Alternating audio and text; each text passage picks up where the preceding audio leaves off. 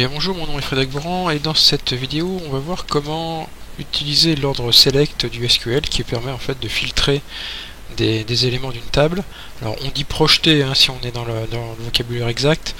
Le problème projeter quand on parle de select, on a tendance à vouloir dire sélection, le vocabulaire est un peu compliqué, donc on va dire filtrer ou plutôt sélectionner, même si c'est pas le bon terme, j'en ai conscience. Ou afficher, enfin vous verrez que j'ai tendance à utiliser un peu tous les termes, parce que je ne vais pas vous embêter avec cette notion de vocabulaire. Alors l'idée, ça va être dans un premier temps de vous apprendre la structure select de la façon la plus simple possible, et dans sa version la plus simple possible, à savoir le select from. Alors ce que je vais faire, c'est que on va travailler toujours sur ma base de données hospitalière, avec la table personnelle, et dans un premier temps, je voudrais afficher tout ça dans une requête.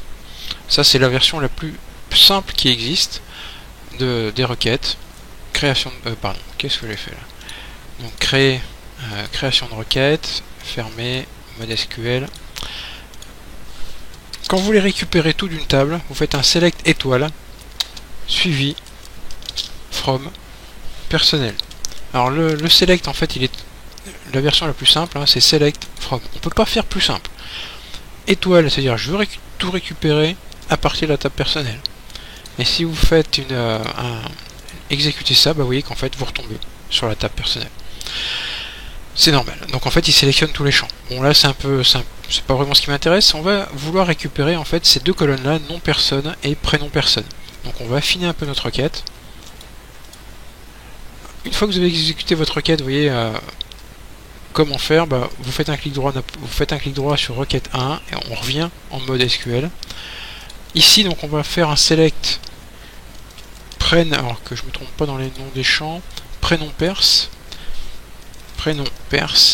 virgule, nom perse. Donc voilà, on lui dit simplement, tu me sélectionnes ces deux colonnes là, tu m'affiches ces deux colonnes là à partir de la table personnelle. Et si on fait exécuter, il nous met bien le prénom suivi du nom. Alors que je vous rappelle, dans la table, si on est en mode création, pardon, c'est là, on a le nom suivi du prénom. Donc là on a simplement un petit peu inversé. Donc rien de très compliqué. Retenez simplement de cette première vidéo que le select de base c'est un select from. From c'est la table qui vous intéresse, select ce sont les colonnes qui vous intéressent. D'accord?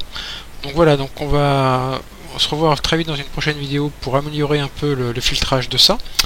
Je vous laisse vous abonner à ma chaîne, allez voir mon site où vous verrez un nombre conséquent d'exemples sur le select from where, etc. Et on se retrouve donc dans une prochaine vidéo. Merci.